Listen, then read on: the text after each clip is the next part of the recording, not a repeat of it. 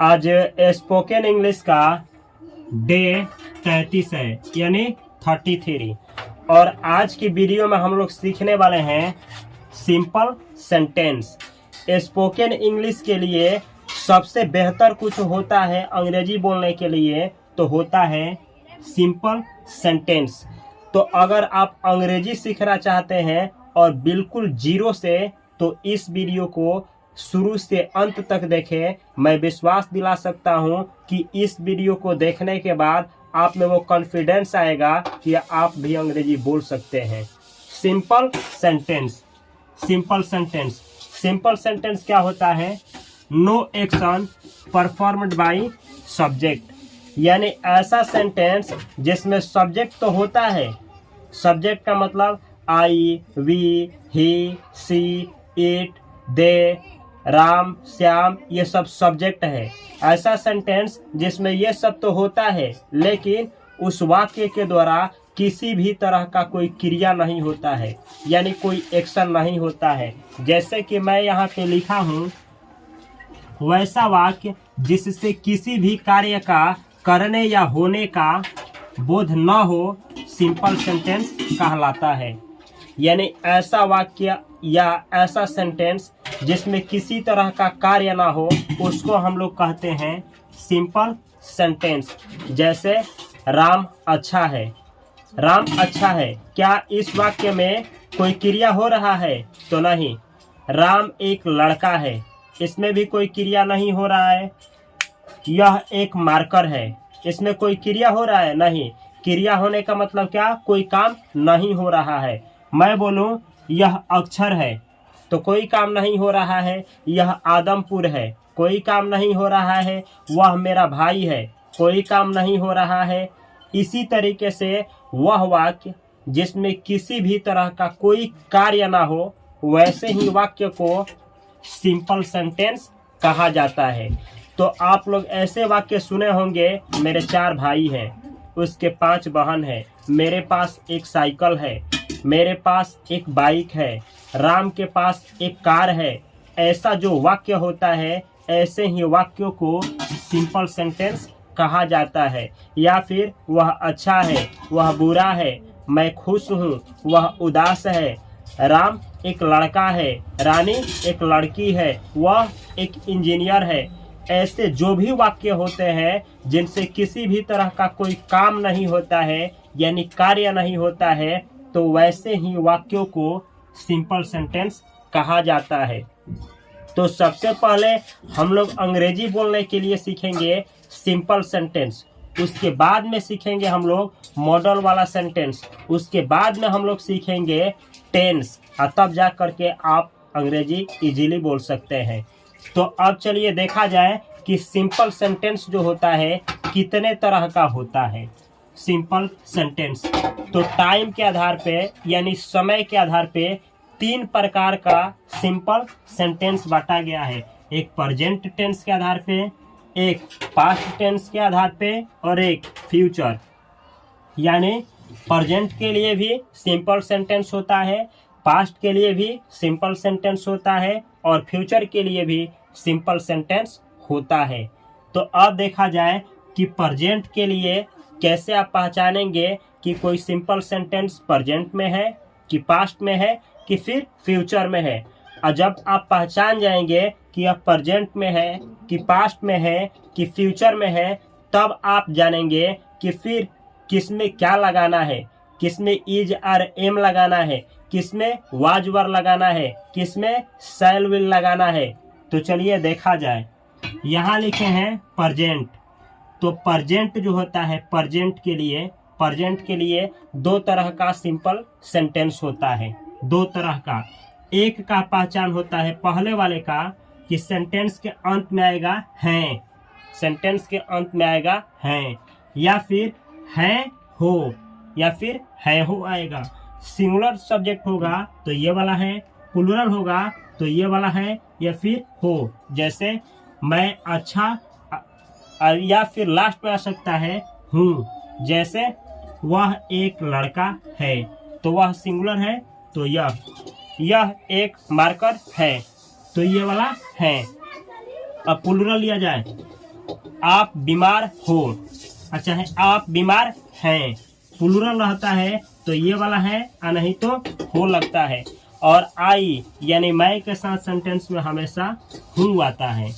तो यह है प्रेजेंट टेंस का सिंपल सेंटेंस का पार्ट वन। इसका पहचान है कि लास्ट में क्या आएगा, है या फिर है हो या हूँ। जैसे वह एक लड़का है, वह एक लड़की है, आप दोनों भाई हैं, या फिर वह एक इंजीनियर है, मैं खुश हूँ, ये इसमें आएगा। अब ऐसे सेंटेंस को बनाने के लिए वाक्य में क्या लिखा जाता है, इज आर एम। इज लगता है के लिए, आइस है के लिए या हो के लिए आर लगता है, और हूँ के लिए हमेशा एम लगता है। तो जब भी आपको अफर्मेटिव सेंटेंस बनाना हो तो अंग्रेजी बनाते समय इज आर एम का प्रयोग किया जाता है जब वाक्य में है हो चाहे हो आए तब। आगे देखा जाए, इसका निगेटिव सेंटेंस बनाना हो, जैसे मैं खुश हूँ तो अंग्रेजी बनेगा I am happy. I am happy, मैं खुश हूँ। लेकिन जब निगेटिव सेंटेंस बनाना हो तो निगेटिव ऐसे होता है, इज के साथ लगता है नॉट, इज नॉट। आर के साथ लगता है नॉट, आर नॉट। एम के साथ लगता है नॉट, एम नॉट। तो इज के साथ नॉट लगता है तो इसको शॉर्ट में बोला जाता है इजंट। आप इज नॉट बोल सकते हैं या फिर लिख सकते हैं, या फिर इसके जगह पे इजंट का प्रयोग आप कर सकते हैं। आर नॉट को संक्षेप में बोला जाता है आरंट, एम नॉट को एंट। तो ये होता है, आप इज नॉट का प्रयोग करिए स्पोकन में चाहे इजंट का, आर नॉट का प्रयोग करिए स्पोकन में चाहे आरंट का, एम नॉट का प्रयोग करिए स्पोकन में चाहे एंट का। एक चीज मैं बतलाना चाहता हूँ कि इसका प्रयोग रिटन इंग्लिश में यानी कहीं अंग्रेजी लिखना हो उसमें किया जाता है, जबकि इसका प्रयोग स्पोकन में किया जाता है। अगर आप एडवांस लेवल का इंग्लिश लर्नर हैं तो इसका प्रयोग स्पोकन में करेंगे। अगर आप बिगिनर लेवल का इंग्लिश लर्नर हैं तो इसका प्रयोग स्पोकन में करेंगे। तो ये होता है प्रेजेंट इंडेफिनिट का पार्ट 1 का सिंपल सेंटेंस, यानी प्रेजेंट टेंस का प्रेजेंट समय का सिंपल सेंटेंस का ये कैटेगरी 1 है, पार्ट 1 है। अब प्रेजेंट का पार्ट 2 ये होता है, इसको समझना है। कोई वस्तु पास है या फिर में है, या भाई है या बहन है। कहने का मतलब है, जब भी आपको कहना हो कि किसी के पास कोई चीज है, जैसे मेरे पास एक कलम है, आपके पास एक बाइक है, राम के पास एक घर है। किसी के पास कोई वस्तु है या फिर में है, जैसे मार्कर में इंक है, मार्कर में इंक है, या फिर आँख में आंसू है, आँख में आंसू है। या फिर बतलाना हो कि कोई चीज जो है किसी चीज के अंदर में है, उससे जुड़ा हुआ ही है, जैसे आपके लिए मेरे दिल में प्यार है। तो इस तरह का सेंटेंस पार्ट 2 में बनता है, प्रेजेंट का सिंपल सेंटेंस का पार्ट 2। या फिर बतलाना हो उसके इतने भाई हैं, उसके इतने बहन हैं, चाहे परिवार में इतने सदस्य हैं, चाहे पेड़ पर इतने फल हैं, या फिर आदमी के कोई अंग बतलाना हो कि मेरे शरीर में इतने हाथ है, आँख है, या फिर किसी जानवर का बतलाना हो कि इतना पूंछ होता है, इतना हाथ होता है, इतना पैर होता है। तो सब कुछ इसमें बनाया जाता है। पार्ट 2 प्रेजेंट का सिंपल सेंटेंस का पार्ट 2। तो इसको बनाने के लिए हैज हैव का प्रयोग किया जाता है। जैसे मेरे पास एक मार्कर है, आई हैव अ मार्कर, मेरे पास एक मार्कर है। कोई वस्तु आपका ही है, आपके पास है, तो इसका प्रयोग होता है। तो अफर्मेटिव सेंटेंस बनाने के लिए हैज या हैव लगता है। लेकिन जैसे कहना हो मेरे पास एक मार्कर नहीं है, निगेटिव बनाना हो सेंटेंस, तो हैज के लिए निगेटिव होता है डज नॉट हैव। जहां आप हैज लिखेंगे उसी के जगह पे नेगेटिव में लिखेंगे डज नॉट हैव, और हैव के लिए आप लिखेंगे डज नॉट हैव। हैज के लिए क्या लिखना है, इस हैज के लिए लिखना है डज नॉट हैव, या फिर आप लिख सकते हैं इस दोनों को मिला करके डजंट हैव का हैव। तो हैज नॉट का निगेटिव होता है डज नॉट हैव या फिर डजंट हैव, यानी हैज वैसा सेंटेंस जिसमें हैज का प्रयोग किया गया हो। जैसे राम के पास एक मार्कर है, राम सिंगुलर है तो उसके साथ लगेगा has. Ram has a marker, Ram के पास एक मार्कर है। दूसरा सेंटेंस बनाया जाए, राम के पास एक मार्कर नहीं है, तो लिखा जाएगा, ऐसे बोला जाएगा राम, ये वाला Ram does not have a marker, या फिर Ram doesn't have a marker. तो हैज जो होता है उसका निगेटिव होता है डज नॉट हैव या डजंट हैव। ये ऐसा क्यों होता है कि हैज हैव में चेंज हो गया है। जब आप लोगों को आगे क्लास लेंगे इसी का, तो क्यों हुआ है वहाँ पे डिटेल में आपको बतलाएंगे। हैव के लिए आप नेगेटिव में यूज करेंगे do not have, do not have, या फिर डू नॉट को मिला करके डोंट हैव का हैव। तो हैव के लिए नेगेटिव होता है डू नॉट हैव या डोंट हैव, डोंट हैव। जैसे मेरे पास एक मार्कर है, positive sentence, I have a marker. मेरे पास एक मार्कर नहीं है, I do not have a marker, या फिर इसी को बोलेंगे I don't have a marker. तो इस तरीके से इंग्लिश का सेंटेंस इस पे बनता है। जब ये दोनों आप समझ जाएंगे तो ये दोनों और ये दोनों अपने आप समझ जाएंगे। जैसे चलिए आप देखा जाए, जैसे प्रेजेंट का दो पार्ट होता है, सेम उसी तरीके से पास्ट के लिए भी सिंपल सेंटेंस का दो पार्ट होता है। पार्ट 1, जैसे ये पार्ट 1 था तो उसी का पार्ट 2 ये है। ये है आएगा सेंटेंस के लास्ट में, कोई भी क्रिया सेंटेंस में नहीं होगा और आएगा था, चाहे आएगा थी, चाहे आएगा थे। तो था आए चाहे थी आए, सिंगुलर के लिए लगता है वाज। अगर प्लूरल हो तो प्लूरल के लिए लगता है वर। सिंगुलर प्लूरल समझ में नहीं आ रहा है तो घबराने की कोई बात नहीं, आगे का क्लास यह भी क्लास आपको पूरा समझ में आएगा।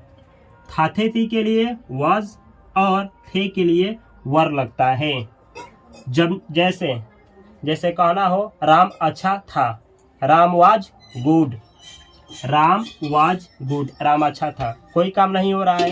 राम एक डॉक्टर था, इस सेंटेंस से कोई कार्य नहीं हो रहा है तो इस पे बनेगा Ram was a doctor, Ram एक डॉक्टर था। अब ऐसे बनाया जाए, राम और श्याम अच्छे थे, Ram and Shyam were good, Ram and Shyam were good, Ram और श्याम अच्छे थे। अगला सेंटेंस बनाया जाए, राम और श्याम छात्र थे, Ram and Shyam were students, Ram और श्याम छात्र थे। तो इस तरीके से वाज और वर का प्रयोग सेंटेंस में किया जाता है। और जब नेगेटिव बनाना हो तो वाज के लिए वाज नॉट या फिर वाजंट, वाज नॉट या वाजंट। जैसे राम अच्छा है, सॉरी राम अच्छा था, तो राम वाज गुड।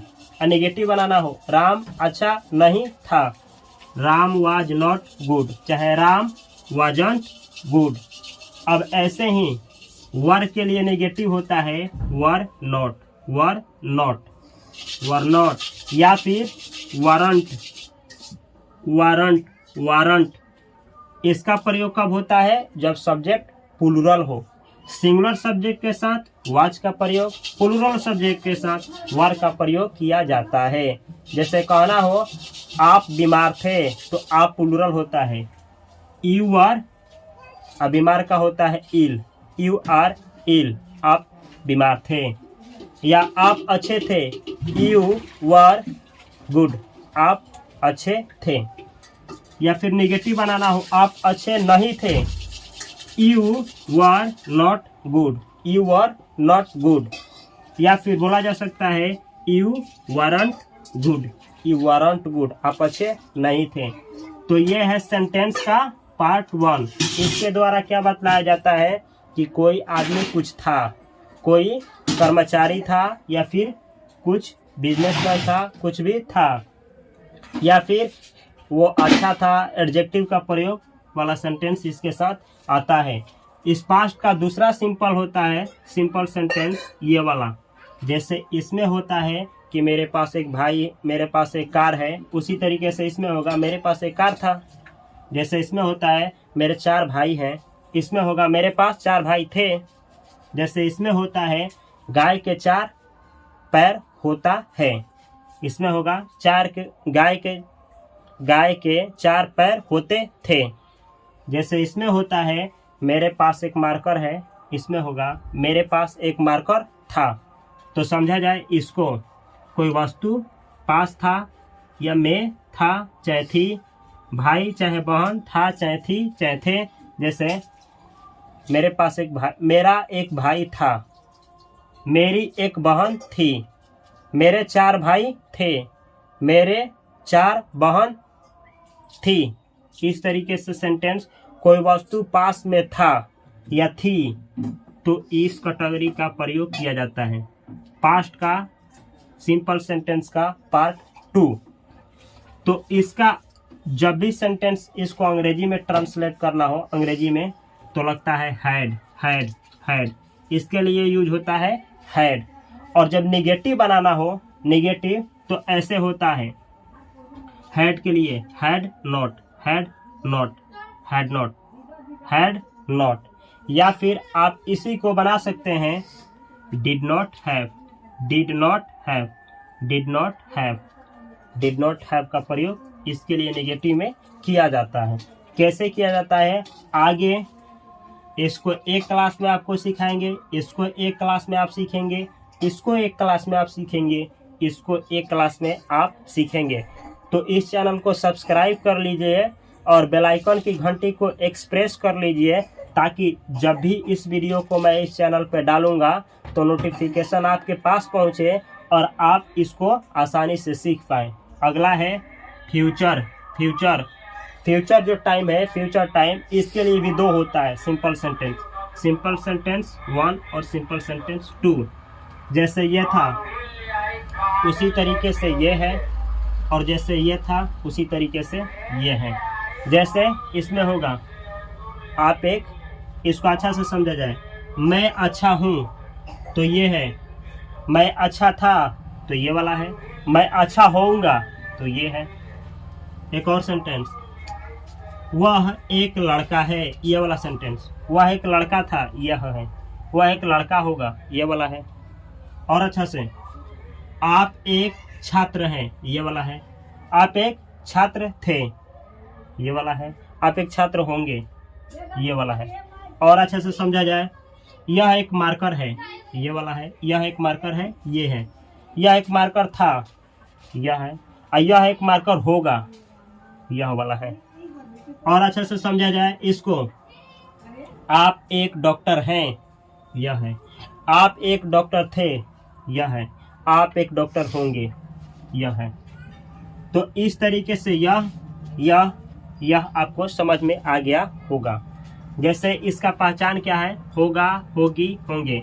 जैसे आप अच्छे होंगे, आप बुरे होंगे, आप एक इंजीनियर होंगे, आप एक डॉक्टर होंगे, आप एक नेता होंगे, आप एक गायक होंगे, राम एक लड़का होगा, वह एक लड़की होगी। इस तरीके से जो सेंटेंस है इस पे आता है।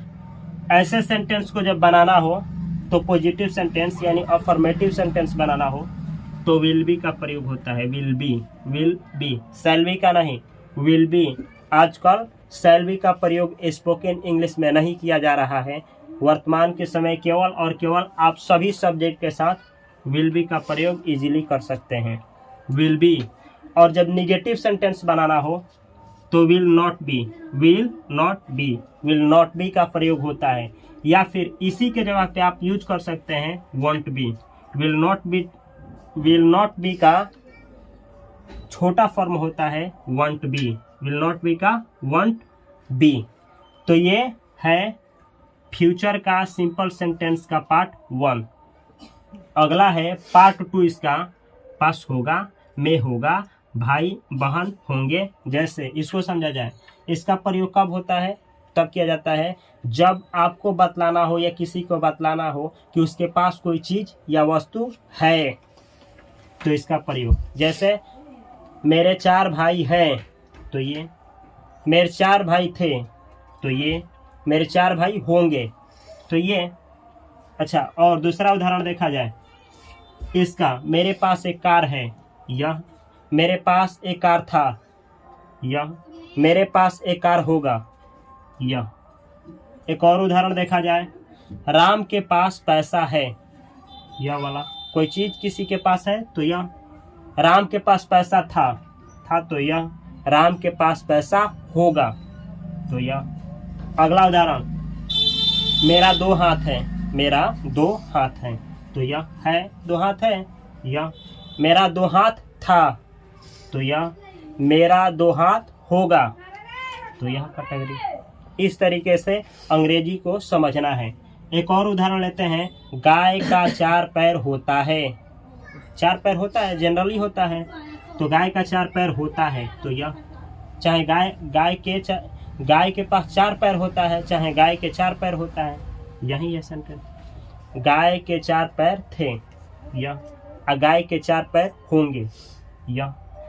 तो जब बतलाना हो कि कोई वस्तु किसी के पास है, चाहे भाई होंगे, बहन होंगे, अभी है नहीं, होंगे फ्यूचर में, तो इसका प्रयोग होता है। और इसका अफर्मेटिव बतलाने के लिए विल हैव का प्रयोग होता है, और नेगेटिव सेंटेंस बनाने के लिए विल के बाद नॉट और उसके बाद हैव। विल नॉट हैव, इसको शॉर्ट में बोला जाता है won't have. Won't have, WON तब FT, won't have. Will not have का होता है वोंट हैव। तो एक बार समराइज कर दें, सिंपल सेंटेंस क्या होता है? ऐसा सेंटेंस जिसमें किसी तरह का कोई कार्य ना हो, सब्जेक्ट हो लेकिन कार्य ना हो, तो उसको बोला जाता है सिंपल सेंटेंस। अब सिंपल सेंटेंस टाइम के आधार पे 3 तरह का होता है। एक होता है प्रेजेंट के लिए, एक होता है पास्ट के लिए, और एक फ्यूचर के लिए। लेकिन प्रेजेंट के लिए सिंपल सेंटेंस 2 तरह का होता है, पार्ट 1 और पार्ट 2। पार्ट 1 में क्या होता है, हो, हूँ दिया रहेगा, इसमें कोई कार्य नहीं होगा। पार्ट 2 में क्या होता है, ये बतलाया जाएगा कि कोई वस्तु किसी के पास है, चाहे कोई चीज उसके पास है, चाहे भाई है, बहन है, कोई गाड़ी है, या फिर शरीर का कोई अंग है, जैसे मेरे हाथ है, मेरे 2 आँख है, मेरे दुकान है, इस तरीके का है, तो पार्ट 2। और इसी तरीके से सेम पास्ट के लिए भी सिंपल सेंटेंस 2 तरह के होते हैं, पार्ट 1 पार्ट 2। पार्ट 1 में क्या होता है, पार्ट 1 में होता है कि कोई आदमी जो था वो डॉक्टर था, चाहे इंजीनियर था, कुछ था, कोई प्रोफेशन से कुछ था। और सेकेंड में क्या होता है कि कुछ उसके पास में कोई चीज़ थी, जैसे वह एक लड़का था, वह अच्छा था, तो यह होगा पास्ट का पार्ट 1। और पार्ट 2 क्या होगा, उसके पास एक घर था, उसके 2 बहन थी, उसके 4 भाई थे, तो ये हो जाएगा। तो इसी तरीके से प्रेजेंट के लिए सिंपल सेंटेंस 2 तरह का, पार्ट 1 और पार्ट 2। पास्ट के लिए सिंपल सेंटेंस 2 तरह का, पार्ट 1 पार्ट 2। फ्यूचर के लिए भी सिंपल सेंटेंस 2 प्रकार का, पार्ट 1 और पार्ट 2। जैसे ये होता है उसी तरीके से सेम ये होता है, उसी तरीके से सेम ये होता है, जैसे ये होता है उसी तरीके से सेम ये और सेम ये होता है। समझना क्या है, इसमें इजरम का प्रयोग होता है, और इसमें हैज हैव का प्रयोग होता है, इसमें वाजवर का प्रयोग होता है, इसमें हैड का प्रयोग होता है, इसमें विल बी का प्रयोग होता है, और इसमें विल हैव का प्रयोग होता है। तो किसके साथ क्या प्रयोग होता है, कैसे प्रयोग होता है, अगले वीडियो में एक एक करके पूरा डिटेल में क्लास चलेगा। तो इस चैनल को सब्सक्राइब कर लें। अगर इस वीडियो से आप लोगों को मदद मिल रहा है तो इस वीडियो को अपने दोस्तों के साथ या फिर अपने भाइयों के साथ, या फिर वह दोस्त जो अंग्रेजी सीखना तो चाह रहे हैं लेकिन उनको बेसिक से अंग्रेजी नहीं सीखने को मिल रहा है, या फिर कोई ऐसा चैनल नहीं मिल रहा है जिस पे स्टेप टू स्टेप आपको अंग्रेजी सिखाया जाए, तो इस चैनल का लिंक अपने दोस्तों के पास भेजिए। और यह वीडियो कैसे लगा और आप किस टॉपिक पे वीडियो चाहेंगे, क्या आप सीखना चाहेंगे, क्या आपको नहीं आता है, इस चैनल के डिस्क्रिप्शन बॉक्स में अवश्य कमेंट करें ताकि हम जान पाए कि आपको क्या नहीं आता है और उसको आपको बेहतर तरीके से सिखा पाए। तो यह वीडियो से आप लोगों को हेल्प मिल रही है तो इस चैनल को सब्सक्राइब करें, बेल आइकन की घंटी को अवश्य दबाएं और इस वीडियो के कमेंट बॉक्स में आपको किस टॉपिक के ऊपर वीडियो चाहिए या इस सीरीज को और आगे तक बढ़ाएं, अपना ओपिनियन अवश्य दें। मैं मिलता हूं अगली वीडियो में, तब तक के लिए आप सभी को बहुत सारा प्यार। Thanks for watching this video.